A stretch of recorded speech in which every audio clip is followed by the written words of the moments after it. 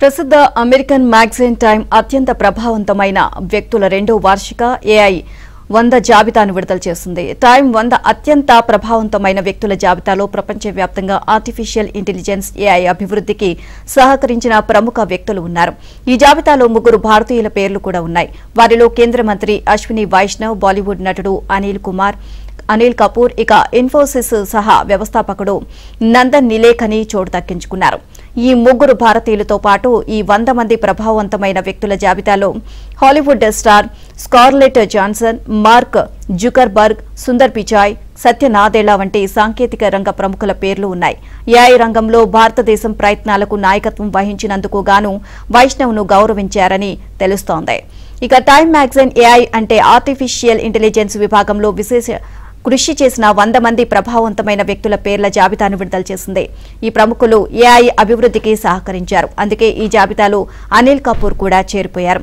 భవిష్యత్తులో ఏఐ సాంకేతికత పరిధి గురించి Time editor in chief Sam Jacobs ప్రస్తావించారు. టైమ్ వంటి మీడియా సంస్థలతో సహా అనేక పరిశ్రమలు ఇప్పుడు కొత్త వ్యాపార నమూనాలు, అవకాశాలను అన్వేషించడానికి ఏఐ కంపెనీలతో భాగస్వామ్యం కలిగి ఉన్నాయి. ఈ నేపథ్యంలో ఆర్టిఫిషియల్ ఇంటెలిజెన్స్ వైపు దేశం అడుగులు వేయడంతో కేంద్ర మంత్రి కీలక పాత్ర పోషించారని ఈ జాబితాలో అశ్విని వైష్ణవ్ గురించి చెప్పకనే చెప్పారు. జులైలో గ్లోబల్ ఇండియా ఏఐ సమ్మిట్ కు భారతదేశం ఆతిథ్యమిచ్చింది.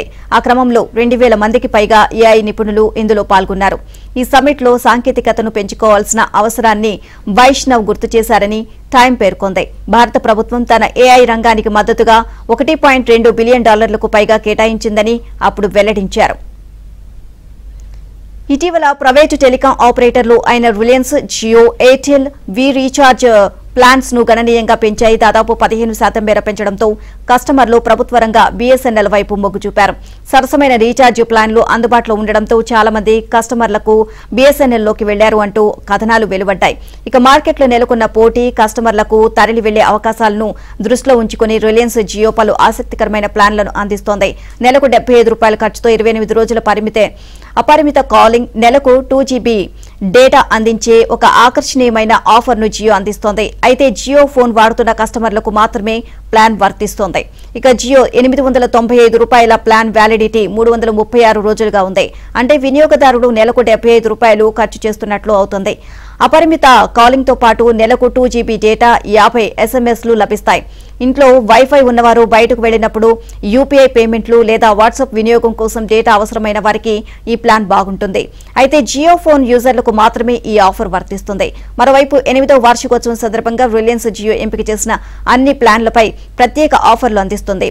రీఛార్జ్ పై $700 విలువైన అదనపు ప్రయోజనాలను ప్రకటించింది. 3 నెలల ప్లాన్లు అయిన 899, 999 ప్లాన్లు, వార్షిక ప్లాన్ అయిన 3599 ప్లాన్ పై జియో ఈ ఆఫర్లు అందిస్తోంది. ఈ ఆఫర్ సెప్టెంబర్ 5న మొదలై సెప్టెంబర్ 10న ముగియనుంది. అదనపు ప్రయోజనాల జాబితాలో 10 ఓటీటీల సబ్స్క్రిప్షన్, 28 రోజుల వ్యాలిడిటీతో 10 GB డేటా ప్యాక్ లభించనుంది.